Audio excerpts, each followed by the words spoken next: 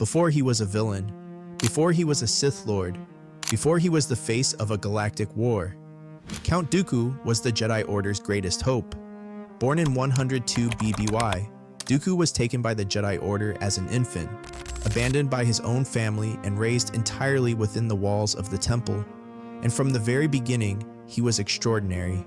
As a youngling, he continuously strove to excel, working harder than his peers, always pushing himself further than anyone asked him to. That drive didn't go unnoticed.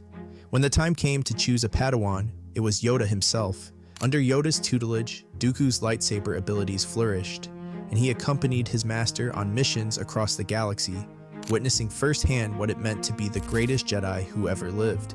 By 68 BBY, Dooku had risen to the rank of Jedi Master, and his reputation was so formidable he was offered a seat on the Jedi High Council. He would go on to train multiple Padawans of his own, the first being Rael Averross, followed eventually by Qui-Gon Jinn. For most Jedi, the Order was everything. It was home, family, purpose. But for Dooku, the longer he served, the more clearly he could see the cracks. It was the corruption of the Galactic Senate and the Jedi Order's willingness to tolerate it that began to eat away at him. He watched as politicians exploited entire star systems, as the Outer Rim was neglected, as the Republic grew bloated and self-serving, and he watched the Jedi Council do nothing. That was the part he couldn't forgive. The Jedi were fully aware of the corrupt activities happening across the galaxy, and they kept serving the Republic anyway. To Dooku, they had stopped being peacekeepers and started being enforcers for a broken system. This wasn't the rage of a power-hungry man. Dooku didn't leave because of greed or a selfish hunger for more. He left because he genuinely believed the Republic was broken and the Jedi had become too passive, too blind to see it. And here's the thing, he wasn't wrong. Star Wars has repeatedly shown the many flaws of the Jedi system and why a character like Dooku would find it irretrievably broken. His diagnosis of the problem was accurate. It was the cure he chose that would damn him. In 42 BBY, Dooku finally acted on everything he had been feeling. He left the Order, returned to Sereno, and reclaimed his title as Count, overthrowing his own corrupt brother to do it. He didn't leave quietly. He left with conviction, and that conviction was about to make him the most dangerous man in the galaxy. When Dooku walked away from the Jedi Order, he thought he was finally free. Free from the Council's bureaucracy, free from a republic he no longer believed in, free to actually change something. He wasn't free. He was exactly where Palpatine needed him to be. Dooku had been in contact with Palpatine as far back as 41 BBY. A full 12 years before the events of the Phantom Menace, Sidious hadn't stumbled across a disillusioned Jedi and seen an opportunity. He had been watching Dooku for years, carefully, patiently, waiting for the right moment to offer him a door that looked like liberation. The picture that emerges from the source material is not of a man who craved power or loved evil. Dooku was a troubled man who had placed his faith in institutions that consistently failed him, and that anger is exactly what made him such perfect material for Palpatine's plans. And Palpatine played it perfectly. He didn't offer Dooku darkness, he offered him purpose, a chance to fix what the Jedi and the Republic had broken.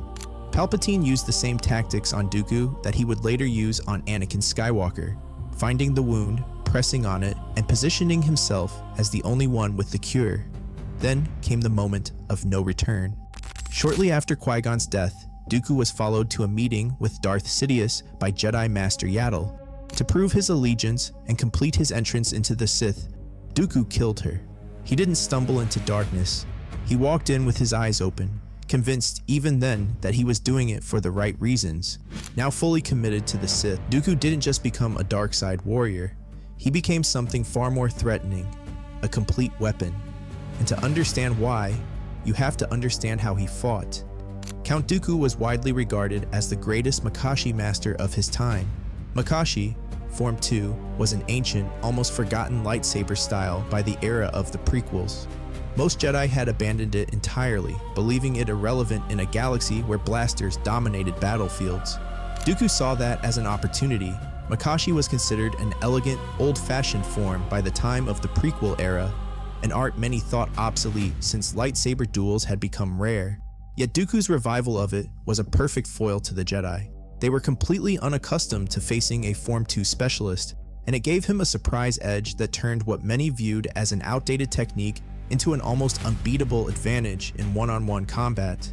His fencing-inspired stance, curved hilt saber, and calculated strikes gave him a dueling edge against even the most formidable Jedi. He didn't overpower his opponents. He dismantled them, surgically, methodically, almost insultingly. Even in his 80s, Dooku was skilled enough to battle Yoda during the Clone Wars, and he bested both Anakin Skywalker and Obi-Wan Kenobi simultaneously in their very first encounter. But here's what made him truly terrifying. The lightsaber was only one part of it. Dooku was also a master of dark side force powers, from telekinesis and force lightning to more esoteric abilities. And beyond that, he was one of the galaxy's finest strategists and manipulators, training the non-force sensitive General Grievous to defeat multiple Jedi Masters in combat. Warrior, politician, manipulator, Sith Lord. Most enemies only had to worry about one of those things. With Dooku, you faced all four at once. Here is what Count Dooku actually accomplished, not in battle, in the galaxy itself. Acting under Palpatine's instructions, Dooku built the foundations for both sides of the Clone Wars long before the first battle ever began. Both the clone army of the Republic and the Separatist droid army existed because Dooku set them in motion. As Darth Tyrannus, Dooku co-opted Jedi Master Sifo Dyas' secret plan to create a clone army, had Sifo Dyas killed, and then stepped in to ensure the Kaminoans continued the project, presenting himself as their legitimate client. To keep the Jedi from discovering the army too early, he personally removed the existence of Kamino from the Jedi archives. He didn't just deceive the Republic, he deceived the Jedi from inside their own library. In 24 BBY, Dooku delivered what became known as the Raxus Address, a galaxy-wide broadcast denouncing the corruption of the Republic and inviting disaffected systems to join his newly formed confederacy of independent systems. He didn't just start a war, he made billions of people believe in it. As Dooku understood the plan, he would lead the separatist movement to generate a crisis through which Sidious, as Palpatine, would grow his executive power, allowing the Republic to be reformed from within. Dooku genuinely believed corruption would be purged and order established across the galaxy. He was a Sith Lord who thought he was a liberator, a revolutionary who was actually a puppet, and yet even as a puppet, he nearly broke the galaxy in half. Which brings us to the question this entire video has been building toward. Was Dooku actually the most dangerous Jedi who ever lived? Or is that giving him too much credit? Let's stop here for a second. Because if Dooku was so dangerous, if he was truly the most deadly Jedi the Order ever produced, then why did he lose? He was outwitted by Palpatine at every turn. He was killed by a man he had defeated twice before. He spent years orchestrating a war he already knew the Separatists were designed to lose. If he was so dangerous, how does a man that smart end up as someone else's disposable chess piece? It's a fair challenge, and it almost unravels everything. Arguably, Dooku's greatest weakness was his arrogance, a belief in his own superiority by virtue of both his aristocratic lineage and his natural gifts, which sometimes led him to make critical errors in judgment. He looked at Palpatine and saw a partner. He looked at Anakin Skywalker and saw a lesser opponent. He was wrong on both counts. His overconfidence was most fatally showcased in his final battle. He simply did not anticipate how much Anakin's power had grown. The most precise duelist in the galaxy was undone not by a better technique, but by his own inability to believe someone could surpass him. But here's where the argument snaps back into focus. Because being manipulated by the greatest Sith mastermind in galactic history isn't a mark against Dooku, it's almost a point in his favor.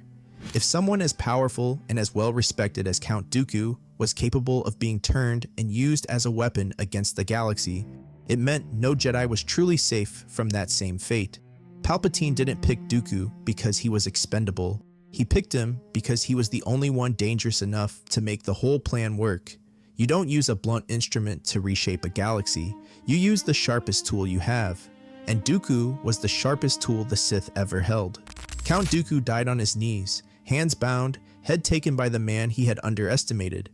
No final speech, no last act of defiance, just a cold execution at the command of the master who had been planning it for years. It looked like the end of the story, it was actually the completion of it. Dooku's death served a precise purpose for Palpatine. Most of the galaxy saw Dooku as a political leader, and even his critics admired his charisma.